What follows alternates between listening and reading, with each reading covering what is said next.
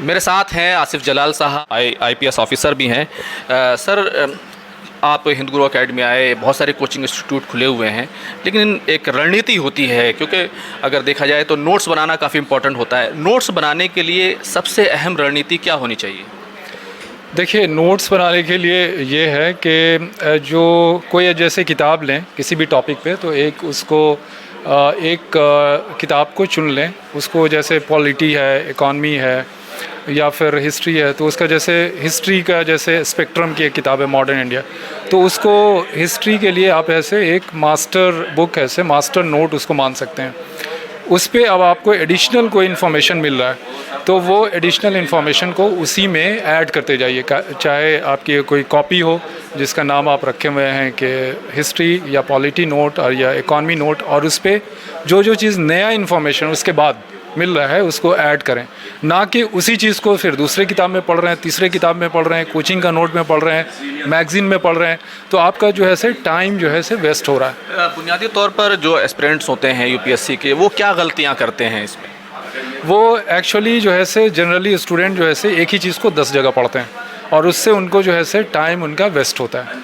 तो वो ना करके आप एक जगह पढ़ें और जो एडिशनल स्कैन करें, दूसरा एडिशनल उस टॉपिक पे देखिए कि उसमें और कुछ लिखा है, कुछ और मटेरियल है, तो उसको जो है से कलेक्ट करें। कोई भी जैसे टॉपिक है, जैसे कि मान लिया आप ले लें कि जैसे कि इंडियन इकॉनमी ले लें, या फिर जैसे पॉपुलेशन एक्सप्लोजन ले लें, या ग्लोबल वार्मिंग ले लें, तो जैसे ये आपके मेंस के जनरल स्टडीज़ में ये एक टॉपिक दिया हुआ है। तो जब आप नोट्स तैयारी की बनाएं तो नोट्स में जैसे देखिए कि व्हाट इज़ ग्लोबल वार्मिंग, इसका डेफिनेशन क्या है, ठीक है, इसके कॉजेज़ क्या हैं, इसके सॉल्यूशन क्या हैं। जैसे कोई चीज़ भी पढ़िए, न्यूज़पेपर पढ़िए या कोई बुक पढ़िए, तो यही सब पॉइंट्स इसमें ढूंढिए, और वो सब पॉइंट जो है आपका जो पॉलिटी पे या जो इन्वायरमेंट पे या इकॉनमी पे जो नोट जो आपने कॉपी बना रखा है उसमें आप ऐड करते जाएं एडिशनल इन्फॉर्मेशन। ना कि जो है हम लोग करते हैं कि उसको फिर दूसरे टेक्स्ट बुक को या न्यूज़पेपर को या आर्टिकल को उसको पढ़ रहे हैं और उसमें काफ़ी टाइम हमारा वेस्ट होता है। जब एस्पिरेंट से बात कर रहे थे तो आपने कहा था कि आपके 365 से ज़्यादा नंबर आए थे, लगभग 365 नंबर 66 नंबर आए थे सोशलॉजी में। तो क्या 400 के आसपास नंबर लाना मुमकिन है? क्या इस रणनीति के ज़रिए ज़्यादा बेहतर हम अपना जो है लेखन जो है वो कर सकते हैं? देखिए, जैसे पहली चीज़ है कि आपके सोचने के बारे में है कि हम लोग जैसे कि आर्ट्स के स्टूडेंट होते हैं तो सोचते हैं कि मुश्किल से 300 नंबर आ सकता है। तो हमको किसी ने गाइड किया, उसने बताया कि आप 400 नंबर ला सकते हो। तो मैंने बोला कि 400 नंबर तो सिर्फ मैथमेटिक्स और फिज़िक्स जैसे सब्जेक्ट में आ सकता है, मैं सोशोलॉजी, साइकोलॉजी, पॉलिटिकल साइंस में कैसे ला सकता हूँ। तो हमारे फ्रेंड ने जब हमको गाइड किया, जो उसने बताया, उसने ये बात मेरे दिमाग में डाल दी, तो मैं विश्वास करने लगा कि सचमुच में मैं भी इतना मार्क्स ला सकता हूँ, और मैं ये सोच के साथ काम करने लगा।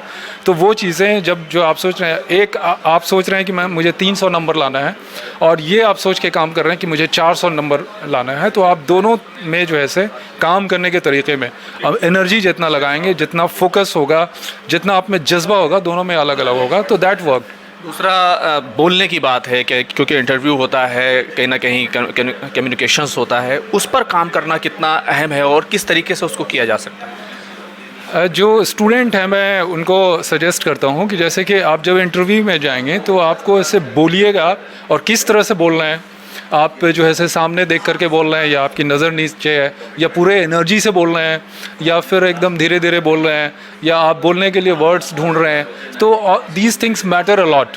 तो जब आप बोलेंगे नहीं, जब आपको बोलने का प्रैक्टिस नहीं होगा, तो जब आप इंटरव्यू बोर्ड में जाएंगे, या ऐसे भी जैसे कि मीडिया के सामने बोल रहे हैं, या कैमरा के सामने बोल रहे हैं, या फिर जो है कहीं और पब्लिक के सामने बोल रहे हैं, तो आप बोल नहीं पाएंगे। तो हम लोग जो है पढ़ते हैं, लिखने के कोई प्रैक्टिस नहीं करते हैं, हम लोग बोलने का कोई प्रैक्टिस नहीं करते हैं।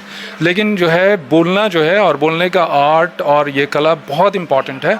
तो जब आप तैयारी कर रहे हो, जब सिविल सर्विसेज की तैयारी कर रहे हो, तो ये बहुत ज़रूरी है कि डेली कम से कम 10 मिनट, 15 मिनट, 20 मिनट बोलने का भी आप जो है रूटीन बनाएं। पढ़ें, 5 घंटा पढ़ें, 1 घंटा लिखें, 20 मिनट बोलें, इस तरह का आपका शेड्यूल हो, ताकि जिस दिन आपको इंटरव्यू बोर्ड फेस करना होगा तो आप बोल्डली, स्ट्रांगली बोल पाएंगे और आप अच्छा मार्क्स स्कोर कर पाएंगे। एक आखिरी सवाल, 2002 में आपने तैयारी की, उसके बाद चुने गए, अलग अलग आप तो तमाम ओहदों पर रहे। अब क्योंकि काफ़ी वक्त गुजर गया है, काफ़ी नई टेक्नोलॉजी भी आ गई है, जो सिलेबस है वो भी बदल गया है, तो कौन सी बुनियादी जो बात है, क्या वो बेसिक्स अभी भी बने हुए हैं? कौन सी बुनियादी बेसिक्स हैं जिन पर जो है जमे रहना चाहिए? देखिए, जो पढ़ना, वाइड रीडिंग और जो है लिखने की सलाहियत, आपको लिखना है वही टेस्ट होगा वही चीज़, और बोलने का, ये सब बेसिक चीज़ें हैं। और जब ये जो सोशल मीडिया या इंटरनेट, इससे हमें इंफॉर्मेशन मिल रहा है, जो ऐसे जैसे कि अब साइकोलॉजी सब्जेक्ट है, पब एड सब्जेक्ट है, तो उस टाइम ये होता था कि किताब नहीं होती थी या टॉपिक नहीं होती थी। जैसे अभी विकीपीडिया है, तो अगर जो आप पढ़ेंगे उसको, तो वो कंसेप्ट क्या है, कितने टाइप्स का होता है, उसके कैरेक्टरिस्टिक्स क्या हैं, उसके सॉल्यूशन क्या हैं, इसमें डिफ़िकल्टी क्या इन्वॉल्व है, ये सब सारी चीज़ें आपके पास अवेलेबल हैं।